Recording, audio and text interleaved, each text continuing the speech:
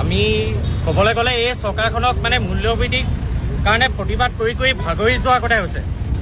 ক'বলৈ গ'লে তেখেতলোকে ইলেকশ্যনৰ আগতে ঢাকঢোল বজাই আচ্ছা দিন আয়েগা এই প্ৰধানমন্ত্ৰীকে ধৰি, কিন্তু ভাল দিন কেতিয়া আহিব আমাৰ এইটো পোনপটীয়া প্ৰশ্ন।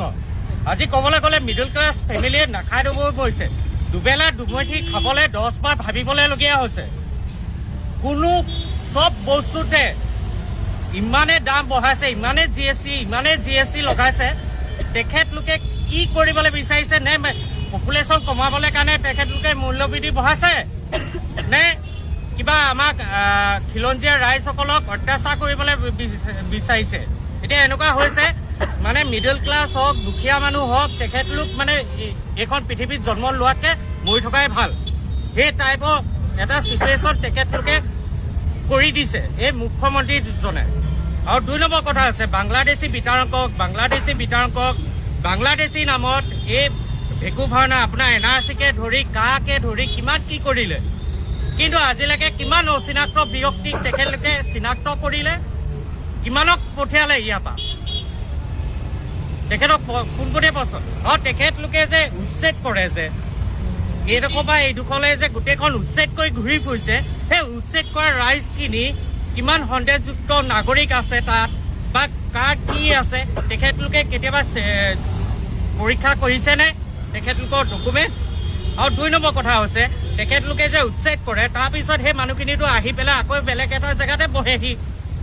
হয়, বহুদিনৰ পৰা চলি অহা এটা জ্বলন্ত সমস্যা অসমৰ মূল্যবৃদ্ধি আৰু আপোনাৰ বাংলাদেশী বিতৰণৰ যিটো নেকি পদক্ষেপ আমাৰ ভাৰত চৰকাৰ, অসম চৰকাৰে ল'ব লাগিছিলে, আজি পৰ্যন্ত এই ব্যৱস্থাটো লোৱা হোৱা নাই।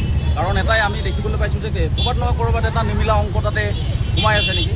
আমি মুখ্যমন্ত্ৰী ডাঙৰীয়াক আকৌ এবাৰ অনুৰোধ জনালোঁ, আমি একত্ৰিত খিলঞ্জীয়া মঞ্চ আৰু অসমীয়া যুৱ মঞ্চৰ উদ্যোগত যিটো আমি প্ৰতিবাদী কাৰ্যসূচী আজি আমি গণেশগুৰি এই গণেশ মন্দিৰৰ প্ৰাংগণত আমি যি প্ৰতিবাদী কাৰ্যসূচী ল'লোঁ, তাৰ পৰা আমি এটাই কথা, আমি এই পবিত্ৰ মজিয়াৰ পৰা এটাই কথা ক'ব বিচাৰিলোঁ যে বাংলাদেশী বিতৰণ কৰিছে, আমি তেওঁলোকৰ লগত সহযোগ আছোঁ আৰু সহযোগ কৰিছোঁ আৰু সদায় থাকিম।